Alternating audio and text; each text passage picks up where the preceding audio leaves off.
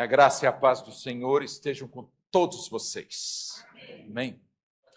Estou muito feliz nesta noite, mas também bastante emocionado de ter sido escolhido pelo pastor Alexandre para abrirmos as festividades do centenário desta igreja.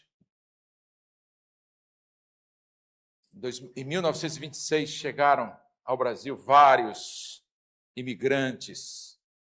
Em 1888 tinha acabado a escravidão e muitos europeus que naquela ocasião viviam momentos muito duros, economia muito ruim, e então imigraram para as Américas. Acreditem se quiser, o Brasil era chamado de América naquela época. Vamos para a América. E somos americanos, do Sul, mas somos americanos. E dentre aquele grupo veio um grupo de batistas. E no ano de 1926, eles chegaram tanto no Rio de Janeiro quanto em São Paulo e foram direcionados para várias localidades no estado para trabalharem. Meus avós, paternos e maternos, eles foram trabalhar no interior de São Paulo. Mais na frente, meu avô paterno, ele veio para São Paulo e muitos outros vieram atrás. Mas aqui nessa localidade, aqui em Presidente Altino, naqueles anos, começava a industrialização em São Paulo. E Osasco foi um polo metalúrgico. Quem se lembra da Soma? A empresa Soma, alguém se lembra? Não, tem algumas pessoas mais antigas aqui no nosso meio, né? Tem ali o irmão José, o Paulinho. Cobrasma, quem lembra da Cobrasma? Braseixos. Elcio trabalhou na Braseixos. E alguns russos que vieram para cá, eslavos, eles escolheram essa localidade de Presidente Altino devido aos terrenos grandes que existem aqui. E hoje, 100 anos depois, esse bairro está elitizado. A verdade é essa. Vá alugar um apartamento aqui, você vai ver quanto custa. Vá alugar, você vai ver quanto é o preço disso aqui hoje. Quanto custa um apartamento aqui. Mas naquela época não. E alguns batistas que vieram para cá eram metalúrgicos. E foram trabalhar na metalurgia aqui nessa cidade. Ajudaram o crescimento da cidade. Quem conhece o meu cunhado, o Sérgio Carastan? A minha irmã, a esposa dele, a Beth Carastan. O avô dele foi um destes que foi trabalhar na metalurgia e foi um dos fundadores desta igreja.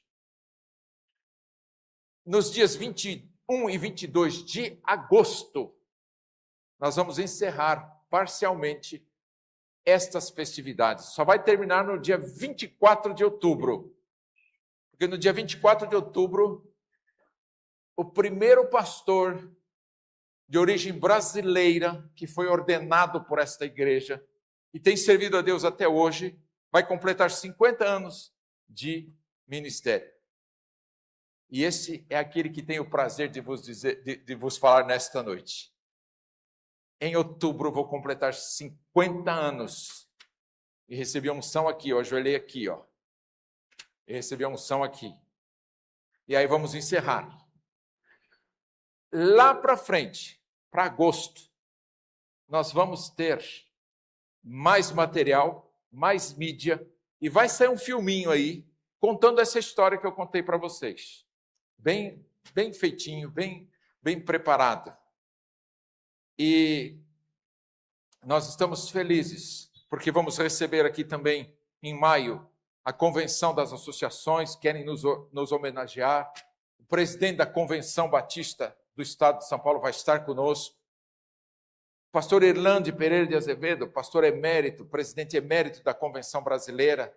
Infelizmente, ele não vai poder vir, ele lamentou muito, ele me telefonou e falou, não tenho como ajeitar minha agenda, eu vou ficar devendo essa para os irmãos. Falei, quem sabe no próximo centenário, né, pastor? Ele já está com quase 100 anos de idade também, 90 e poucos anos. E eu ainda não cheguei lá nessa idade, né? Mas, ouvindo o irmão Bico falando aqui agora há pouco, lembrei-me dos meus antepassados, meus avós, pai do meu pai. Ele era muito amigo de um pastor que vocês todos conhecem, pastor Frederico Vittles, da Igreja Batista Memorial. E ele e meu avô, quase toda semana iam na minha casa tomar café na minha casa. Eu morava ali na Avenida Martin Luther King, perto daquelas escolinhas ali. Vocês se lembram da Retífica São Francisco, que ficava ali naquela avenida? Era da nossa família, meu tio era o dono daquela retífica. Então, eu morei ali um tempo, e eles iam sempre, meu avô pagava, sabe com o quê?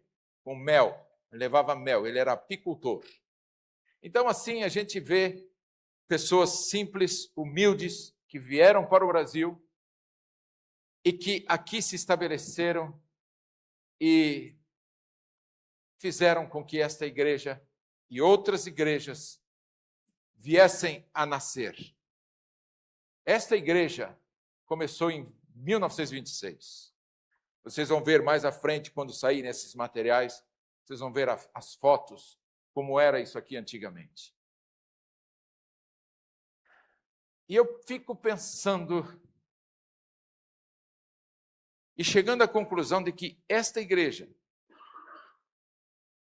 a qual estamos aqui hoje, realmente estava nos planos de Deus. Porque senão ela não chegaria a essa idade.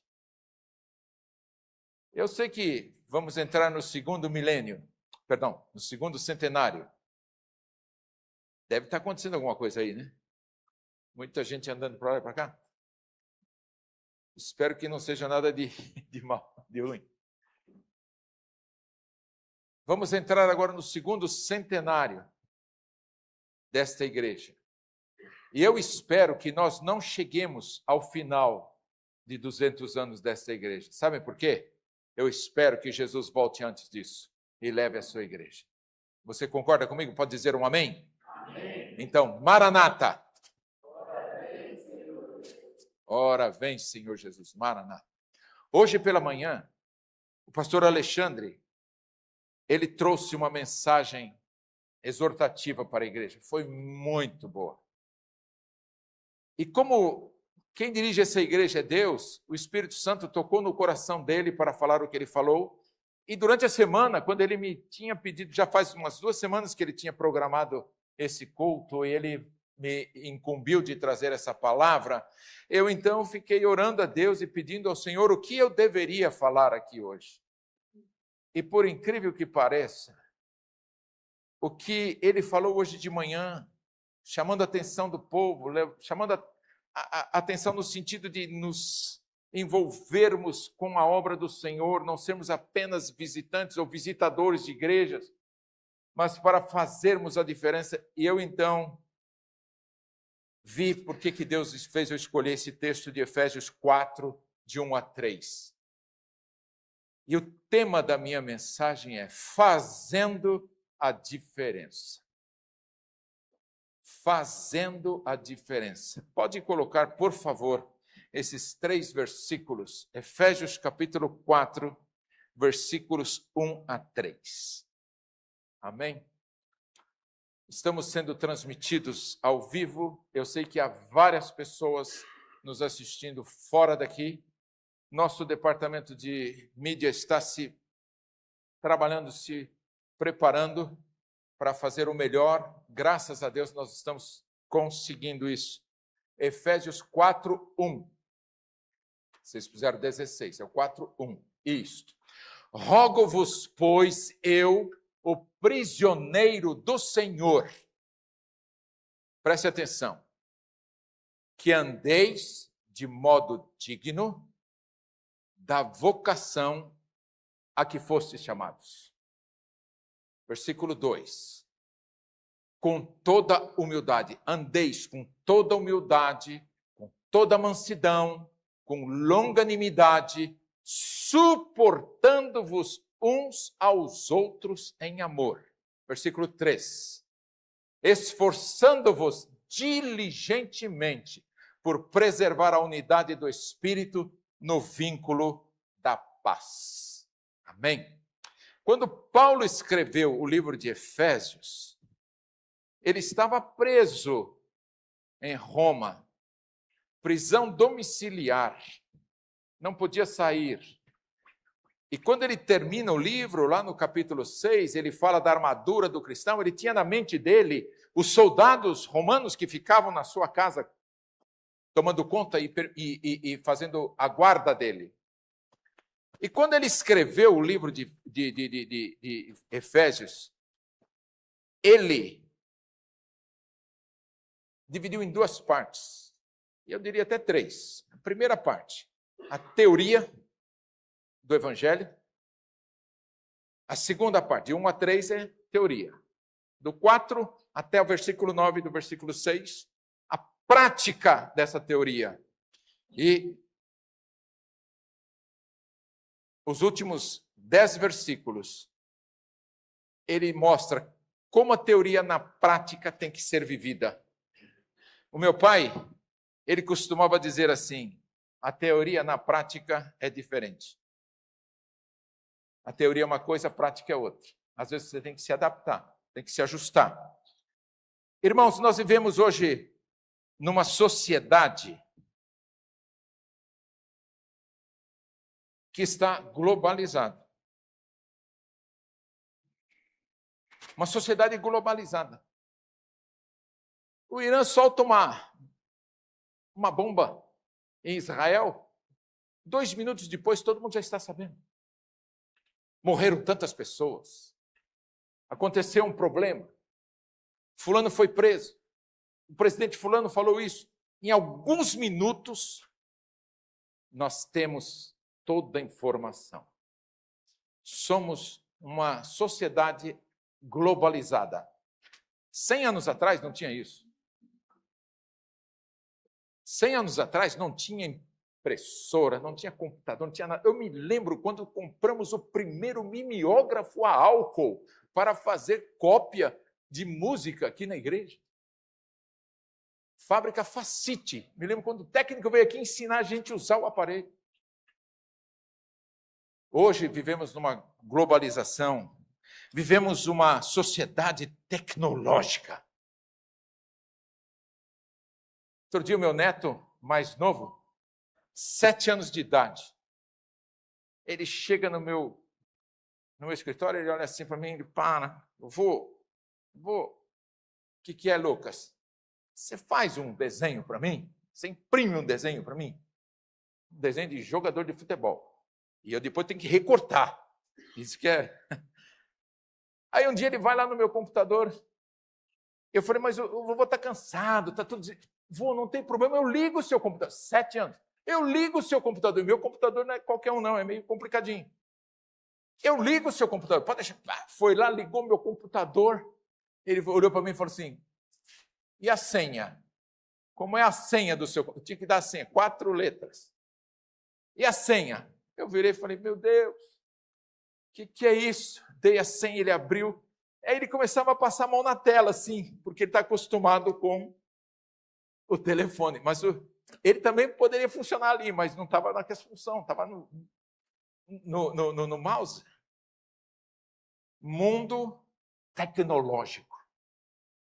Nós estamos vendo aqui, essa igreja não está acostumada com esse negócio de tecnologia aqui ainda.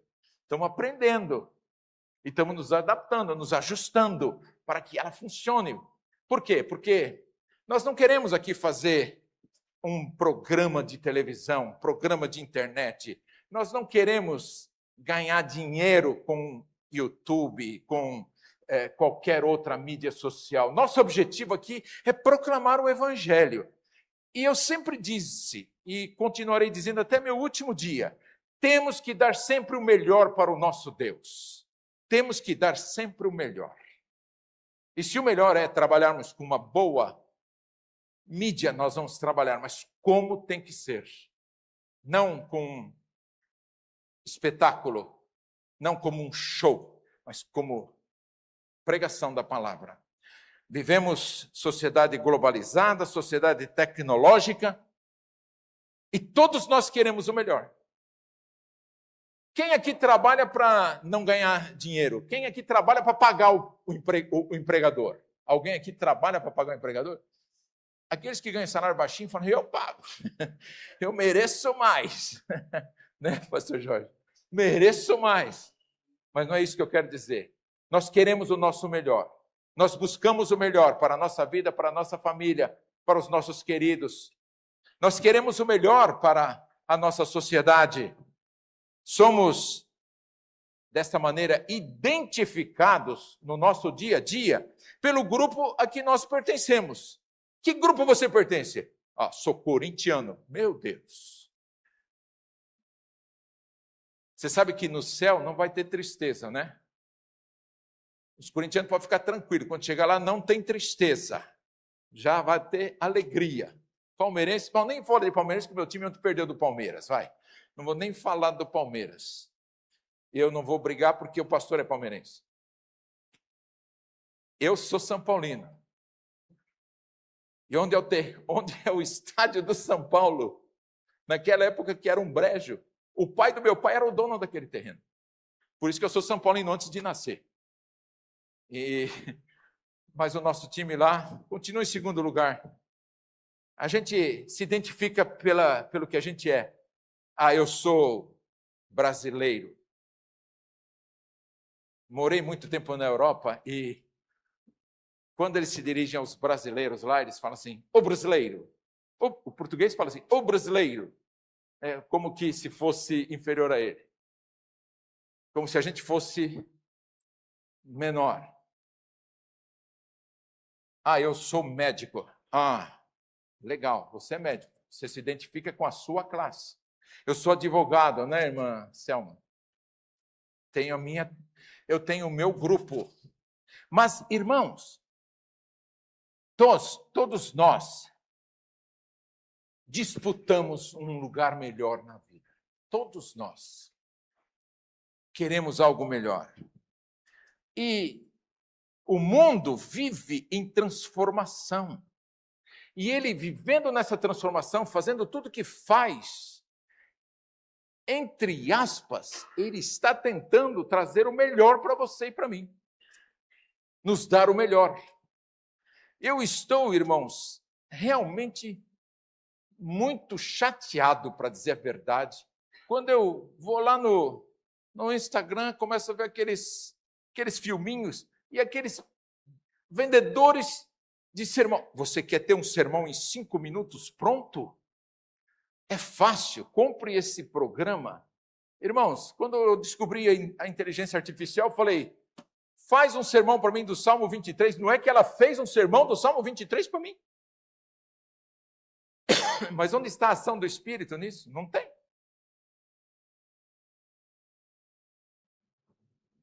Nós queremos viver de uma forma boa e a sociedade quer nos dar uma coisa melhor, quer melhorar a nossa vida. Mas muitas promessas que se fazem não se podem cumprir. Não se podem cumprir. Soluções parciais são oferecidas para os problemas que nós vivemos. Postergações, vamos deixar para o ano que vem, vamos pensar nisso outra ocasião, e amanhã será melhor. É isso que a gente ouve, é isso que a gente vê. E aí eu perguntaria, somos uma igreja, não somente a primeira igreja batista de Osasco, mas aqui tem várias igrejas representadas. Somos uma igreja. O que podemos fazer nós para melhorar o mundo em que vivemos? Alguém poderia responder? Eu acho que ninguém consegue responder. O que poderíamos nós fazer? Nada. Você não pode fazer nada, eu não posso fazer nada. Porque não temos poder para isso. É aí que entra a igreja. A igreja, irmãos, é o fator relevante que determina o caminho desse mundo.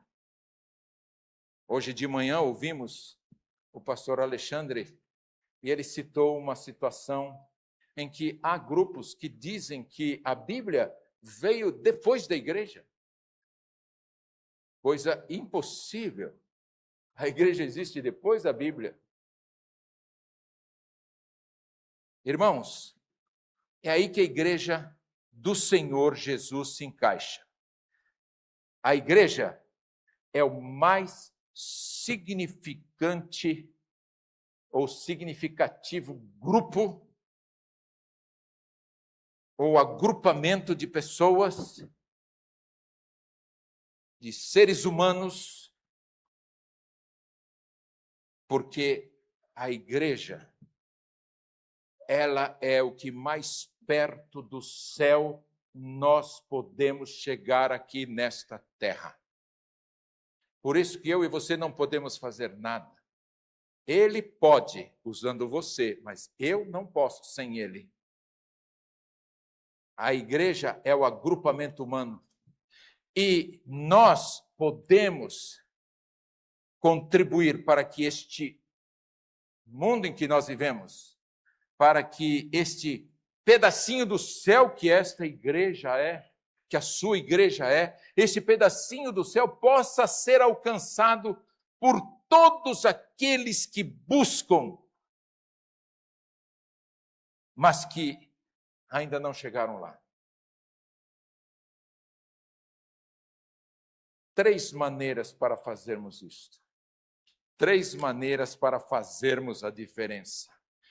3 maneiras que esta igreja tem vivido nesses últimos 100 anos que fazem a diferença. A primeira maneira, mostrar através da nossa vida que Jesus é aquele que manifesta o seu poder no mundo através da igreja. É Jesus. É Jesus. Não há outro. É Ele que faz isso. É Ele que nos usa. Paulo fala assim: rogo-vos o preso do Senhor, para que andeis dignos da vocação com que fostes chamados. Quem é que nos chamou para fazer parte da igreja? Não foi o pastor, não foi o diácono, não foi um amigo. Quem nos chamou foi o nosso Deus, na pessoa de Jesus. Mas ele não me conhecia, ele te conhecia. Ele sabia que você precisava e te trouxe um dia para tomar uma posição junto com ele, aceitar Jesus como seu Salvador. Então, nós podemos mostrar que, pela nossa vida, que Jesus manifesta o poder dele nesta terra, através da igreja. Temos que aprender a viver diferentemente. O pastor Alexandre foi muito feliz hoje de manhã, quando ele falou sobre esse assunto. Nós temos que ter uma vida diferente da vida do mundo. Não podemos ser identificados com o mundo. A igreja, ela tem que ser contemporânea ao seu tempo.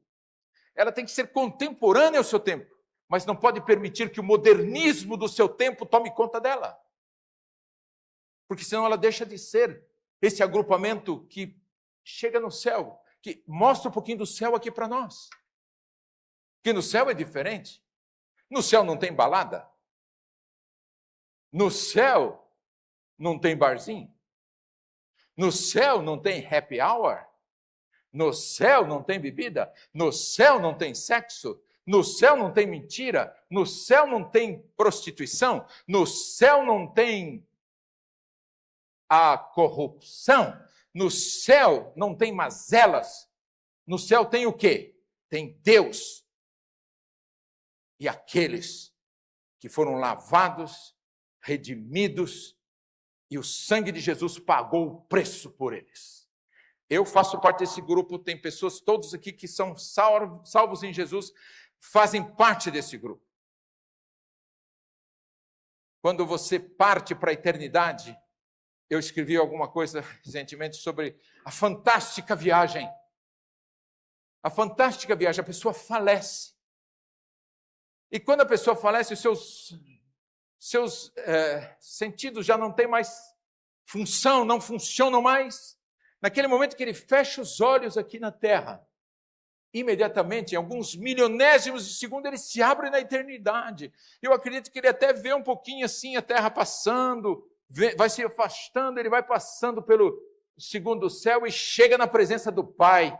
E como Deus, ele é um Deus que não depende não está limitado a tempo nem espaço, Deus é atemporal, então tudo já se cumpriu lá. Por isso ele é o único que pode nos dar palavras de profecia, porque ele sabe, ele conhece os tempos. E quando a pessoa chega na presença dele e abre os olhos, oh glória, chegar na presença do Pai, ser recebido por ele. Vinde a mim, filho bendito e querido, para o reino que eu preparei para você. Jesus disse, não foi isso que ele falou? Vou preparar lugar para vocês. E quando eu estiver lá, eu vou levar vocês para mim. Lá vai ter uma rua chamada Pastor Alexandre Pucente. Vai ter uma avenida com o meu nome, Roberto Justino. Estou brincando. Estou brincando, não vai ter nada disso. Viver uma vida diferente, não identificada com o mundo. Irmãos, uma vez, na minha igreja lá em Suíça, em Genebra, eu tinha um baterista, ele tinha boca mole, ele falava demais. E ele contava as coisas para mim, e eu gostava que ele me contava as coisas. Aí um dia, terminou um culto num sábado à noite, a igreja cheia, muitas pessoas, e ele morava numa casa com 4 ou 5 mulheres, eles dividiam o aluguel. Aí no domingo ele falou, pastor, achei estranho ontem à noite, o que foi? Depois do culto, todo mundo bem vestido, chegou lá em casa, as irmãs trocaram de roupa e foram para a night. Como assim foram para a night? Depois de um culto daqueles? Night foram para a noite. É porque quando...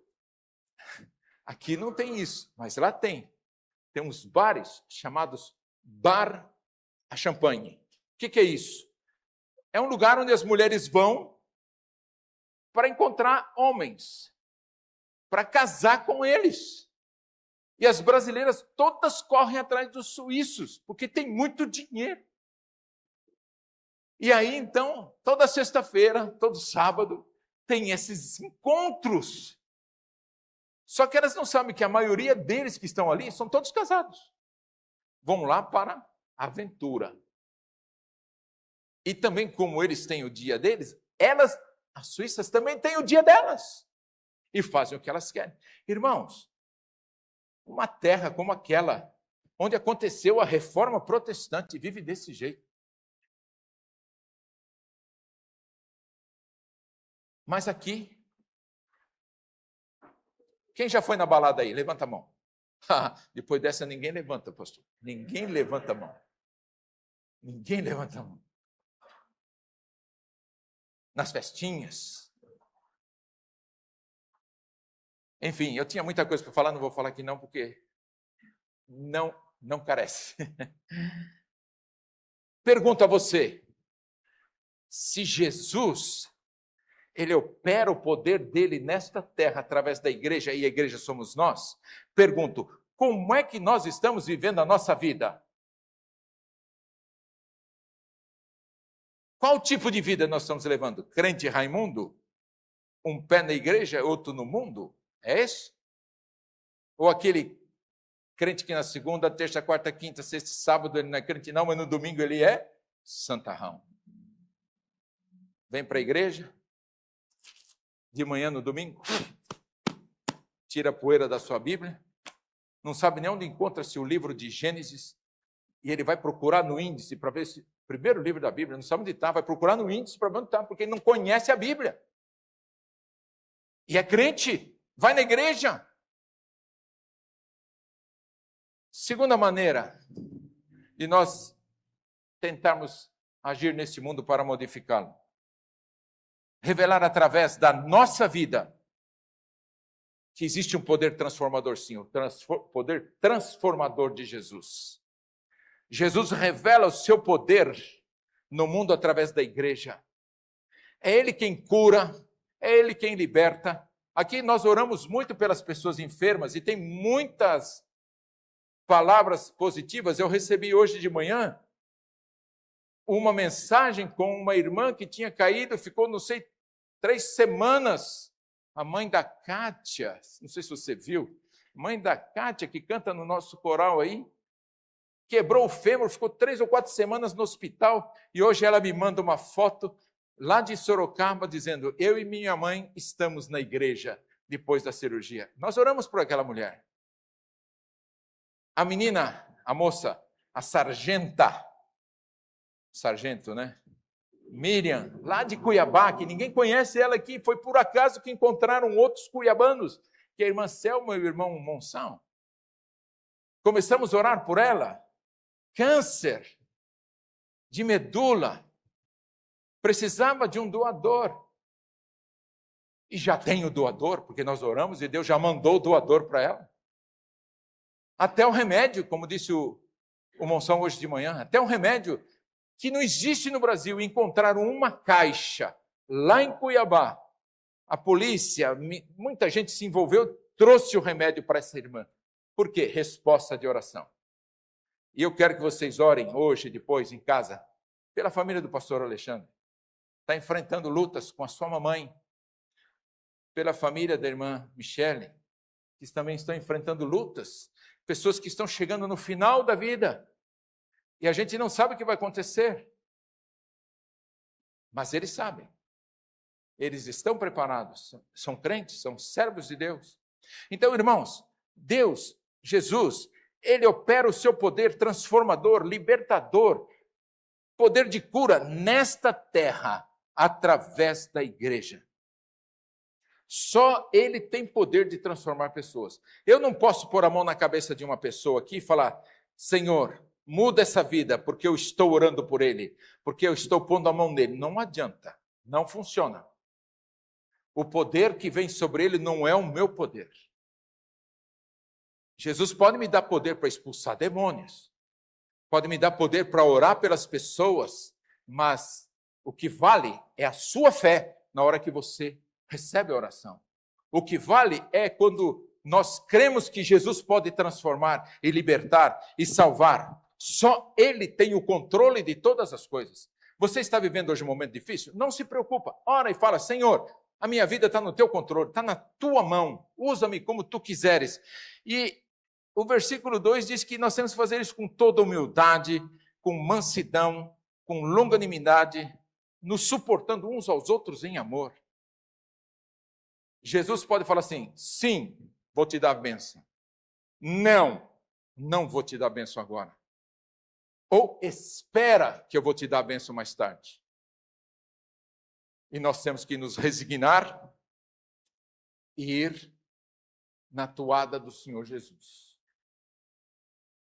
Terceira maneira de que podemos atuar nesse mundo para transformar esse mundo é permitir que Jesus, através de nós, apresente o seu eterno propósito ao mundo. Qual é o eterno propósito de Deus para nós? O eterno propósito está na palavra, dizendo que o eterno propósito dele é a salvação, é a libertação, é preparar o céu para essas pessoas. Nós temos que permitir que Jesus faça isso. Nós somos, a igreja é a família de Deus. O eterno propósito dele nesta terra é transformarmos uma família. E lá no céu seremos uma família. Aliás, eu e você já estamos no céu. Se você é salvo, já estamos lá, na dimensão de Deus. Mas enquanto estamos aqui, temos que batalhar porque nós não sabemos quem deve ir ou não. Só Deus sabe, então Ele nos usa. É através de nós, na igreja, que Jesus estabelece e ordena a bênção. 100 anos atrás, o trabalho evangélico neste bairro, nesta cidade, começou com essa visão de proclamar o evangelho do Senhor. Tanto é que o nome original da igreja sempre foi Primeira Igreja Evangélica Batista. É proclamar o evangelho. Então, nosso tema nessa noite, fazendo a diferença. Eu pergunto a você, você tem sido a diferença no mundo em que você vive? No seu contexto? No seu relacionamento? Você tem sido diferente? Você tem influenciado? Você tem indicado o caminho da salvação? Ou a tua vida está fazendo com que as pessoas se afastem do caminho da salvação? Como você é visto pelos outros? Como você é visto? Como é que as pessoas se identificam? Eu disse no começo, somos identificados pelo agrupamento. Ah, aquele lá é um crente, está com a Bíblia debaixo do braço. Mas é só porque ele tem a Bíblia debaixo do braço que ele é crente? Ou porque a vida que ele vive demonstra que ele é crente no Senhor Jesus? Uma vida piedosa, uma vida que vale a pena viver. O Salmo 133:3 diz assim que Deus determina a bênção para todos nós, e é na igreja que Ele determina. Hoje é na igreja. O que eu tenho feito para que a minha igreja seja uma terra de bênção, uma terra de salvação? O que tenho feito eu para que Jesus opere no nosso meio? O que poderei fazer, se você não está fazendo nada ainda? O que poderei fazer para que a minha igreja seja uma verdadeira terra de bênção? Mas veja, não é que você tem que fazer assim, vem para a minha igreja que lá você vai ver como é bom. Não é isso, não. Você tem que pregar o evangelho para a pessoa, ela tem que se converter e você trazê-la para o rebanho. O pastor cuida das ovelhas, nós ovelhas geramos ovelhas. O que poderemos fazer? Essa semana eu ouvi um pastor norte-americano, ele dizia assim, hoje está na moda the mega churches, as igrejas grandes. Não tenho nada contra a igreja grande. Eu acho que cada igreja tem o seu perfil e o seu protocolo de trabalho. Mas ele falava assim que ele fez uma radiografia dizendo que as igrejas grandes hoje, a maioria está preocupada com membros. Quantos membros tem a tua igreja? A minha igreja tem 2.000. Não, a minha já tem 3.000. E a tua igreja, quantos tem? Ouvimos o irmão falar que a igreja dele tem 9 membros. Pergunto, será que Jesus está preocupado com os membros da igreja? Será que Jesus está preocupado em que as igrejas sejam cheias de membros? É isso? É isso que ele quer? Ou Jesus está preocupado em que as igrejas estejam cheias de discípulos dele, que pregam a palavra dele, que obedecem à voz dele, que ouvem a sua instrução e seguem o que está na palavra? Palavra essa que levou quase 2.000 anos para ser escrita e hoje querem dizer que ela não tem valor. Nós temos que ser discípulos, irmãos. Seja numa igreja mega, uma igreja grande, uma igreja pequena, não importa. Nós temos que ser discípulos e não membros, não frequentadores. Você não vem na igreja para assistir o culto, você vem à igreja para participar e louvar a Deus. É isso que tem que ser. Eu sei que muitos vieram hoje porque nós admiramos esses irmãos. Eles cantam divinamente. E eu sei que todos eles estão comprometidos com esse é o ministério deles. Esse é o ministério deles, de levar a palavra do Senhor da maneira como eles estão levando. E é muito gostoso de ouvi-los. É muito bom. É bom louvar a Deus como eles louvam.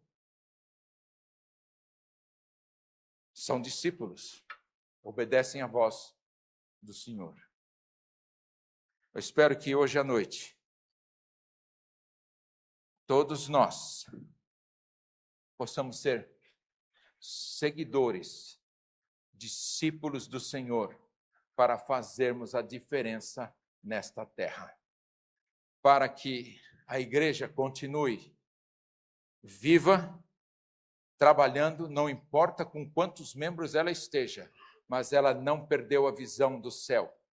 Ela não perdeu a visão da eternidade. Ela continua pregando a tempo e fora de tempo. Esta igreja que nós estamos aqui hoje, 100 anos, ela fez isto. Eu vi essa igreja já superlotada.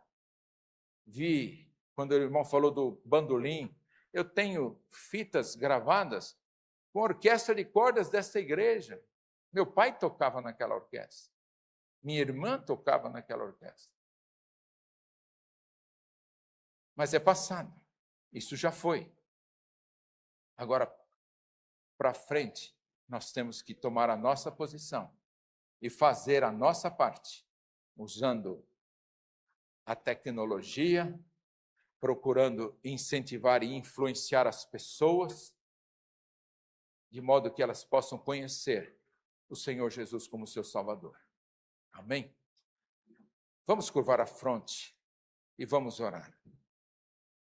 Senhor, muito obrigado pela tua palavra, que nos desafia, Senhor, a vivermos uma vida de conformidade para guardar a unidade do Espírito, pelo vínculo da paz, com toda a longanimidade, com toda a humildade, e nos suportando uns aos outros até que o Senhor volte.